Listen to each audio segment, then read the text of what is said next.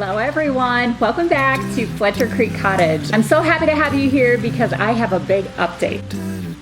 As many of you know, my husband and I have been DIYing our dream home, meaning that we are completely building everything with our own hands from the ground up, and I am excited to share a recap of what we've been able to get done over the past few months, the process of finishing our exterior on our home, as well as taking a look back at the things we took into account when choosing the design style, materials, and colors for the exterior of our home.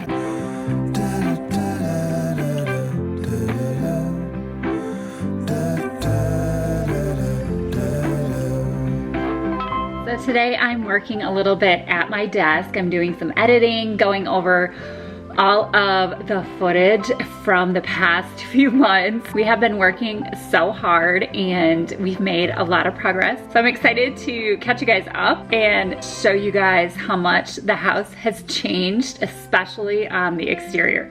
That's what we've been focusing on. And before we get into all of the details of the build, I thought it would be a good idea to start at the very beginning, which is really the design of the house. And of course, that is my favorite part. I love designing so much. I've been drawing up sketches of houses with a pencil, and since I was a little kid, I don't think I could ever get tired of designing homes. But equally so, I love the construction side of it, and Aaron and I do everything ourselves. So we do all of the framing, the construction, the electrical, the plumbing, all of it. So because we're so hands-on with the process, it is back-breaking work a lot of the times, and we're out in the cold and we're in the rain, and a lot of evenings we're working late into the dark and we've just got like floodlights on outside. And while it's very tiring, I'm really excited about the progress that we've made, and we're getting so close to having the exterior done. After all of our work and all the time that we've put into this, I have to say that's a really good feeling. I started designing our house and our blueprints and working with our architect years ago, just shortly after we bought our property. And at the time, I wasn't sure what materials we were going to be using on the exterior. So I spent a lot of time studying and reading all that I could about traditional architectural details, especially when it came to the exterior, because that's where I was least familiar. And honestly, I've had very little experience with the exteriors of homes. I found that one of the best ways to narrow down your design style is to go back through your Pinterest boards and start paying attention to the things that are either pinned multiple times or pins that are super similar to one another. This was really helpful for me in realizing what my heart was really drawn to over and over. Timeless, white, lap siding kept popping up on my Pinterest boards over and over and over. I pinned countless homes that were true colonial homes and others that leaned a little bit more French colonial, and quite a few that were even early American. Ultimately, a lot of the decisions that I'm making for this house leans very colonial with a little bit of an English flair. And once I had decided that, choosing the materials became a lot easier because it ruled out anything that didn't really fit into that category, or if it wasn't really a true colonial, it needed to at least blend with it seamlessly and complement it in a more modern, updated way. As far as our house is concerned, guests walk into our home and have no idea when it was built, if it was remodeled, or maybe ask me if something is original or new in the home. That to me would be the biggest compliment that they could give me.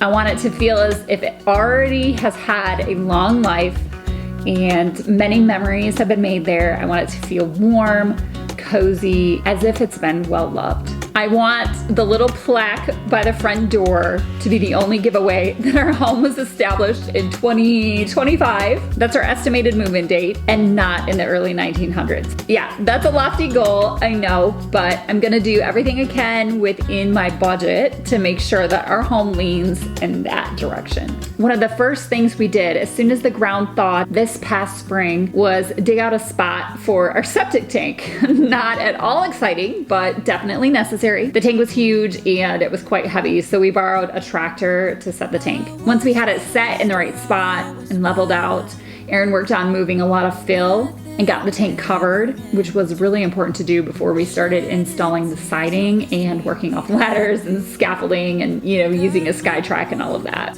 We had spent a lot of time researching siding, the pros and cons of each brand, and ended up choosing James Hardie Plank Select Cedar Mill siding, which came primed and painted in the color Arctic White.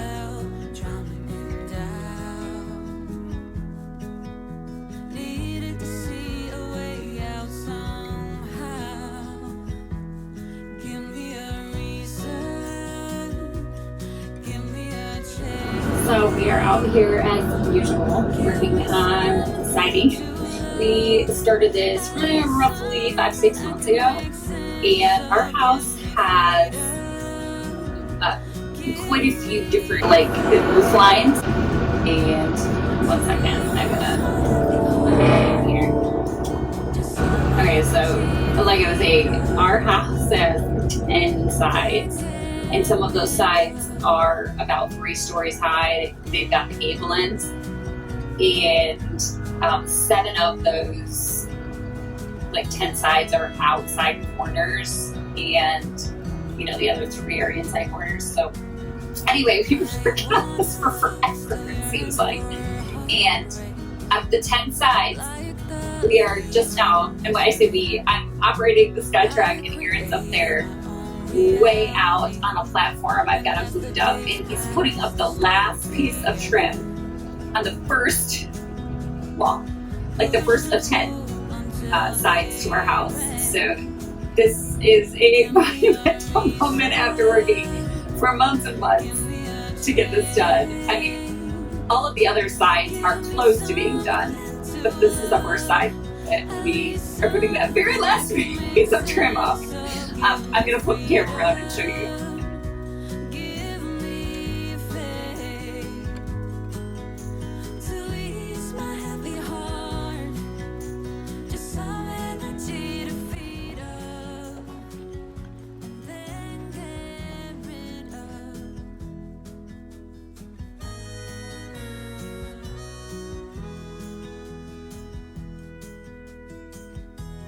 Today I'm taking a little break from working on siding, and I'm going to tackle another project. We have been working on siding consistently day after day, week after week for months now. At this point, we made a ton of progress, and we were at the point where we needed to stop because we were at the area of the home where I am trimming out the windows a little differently. So one of my goals is to make the center section of the house look like maybe it was built 100 years ago, and then the other parts of the house were maybe added on at a later date. So I have this idea to trim out the windows on the center section of the house a little bit differently. After I trimmed out the sides, we took some measurements, and I ended up ordering pediments that are pretty detailed. They actually have dental molding on them. I really fell in love with them when I first found them, but just to be sure, I used Canva to make a few mock-ups of the exterior of our house. I actually tried out the other trim that we have on the other windows first. We agreed that these ones with the dental molding were our favorite.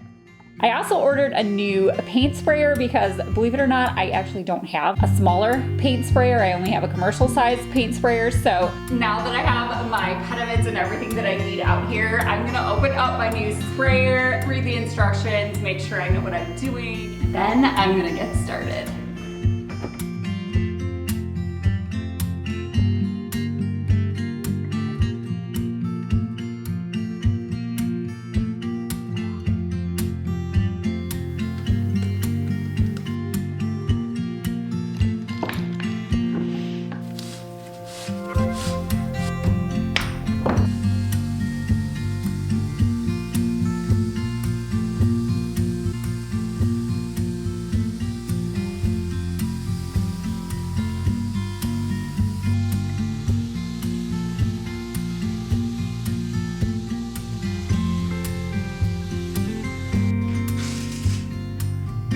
Okay guys, so I am done with the first coat. It only took a few minutes, that was so easy. I'm going to put the remainder of the paint back in the can. I used the liner, so it should be really easy cleanup. Thankfully, the rain has stopped. Once I have that cleaned up, I'm gonna head back outside and start working on siding again.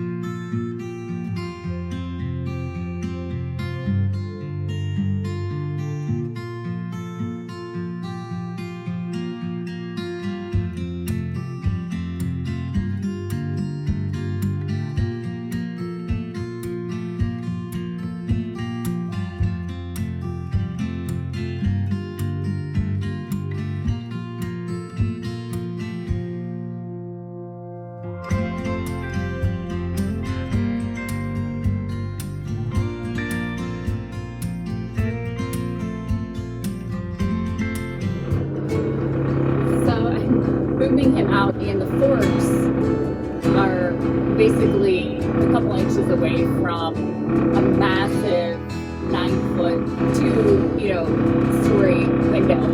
So so far out, it's starting to get dark, and I have to go so slow because I'm afraid of getting too close to that window and breaking back into that wood. It's so bad. Just gotta get a little bit closer.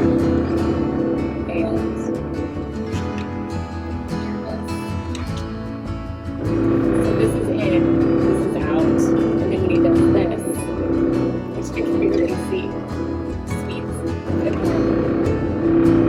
I know when you look at the house in its current state, I'm sure it's hard to see anything other than a massive construction zone that it is.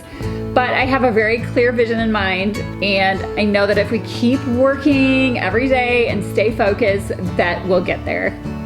Some of the things that we took into account initially were the cost of not only the siding itself, but also the trim. We have over 40 windows and 7 exterior doors, plus the garage doors that all needed trim around them. So we knew that the cost of the trim was gonna add up fast. We also researched the install process because we knew we'd be installing the siding ourselves, so we wanted to make sure that we understood everything that was involved. And most importantly, we thought a lot about the design, and that's what led us to choosing this siding, even though we realized it would be a bit challenging to install because our home is ICF, meaning we couldn't use nails to install the siding, we had to use screws. I never would have imagined that it would take us the entire spring, summer, and fall to side the exterior of this house. One of the things that really slowed us down the most was the corner trim I chose. I love how it looks, but if I would have realized just how much these corners were going to slow us down, I definitely would reconsider using them. And they had to be installed one row at a time. And because they didn't make the size we needed for our lap siding, we had to pilot drill a hole on each side of the top of these corner pieces before screwing them onto the corner. It was so time consuming. On top of that, you can't start the next row of siding until you've gone completely around the joining wall. It probably sounds confusing. Just trust me when I say it was complicated, and it meant moving the ladders or the sky track that we rented way more times than if we would have just run a piece of hardy trim vertically to butt the siding up to. I think we probably would have finished in less than half the time. As we worked on installing the trim and siding, we also installed the needed flashing, and we used color match caulking and touched up the paint as we went so we wouldn't need to come back to that area later with a ladder to touch up any paint or anything.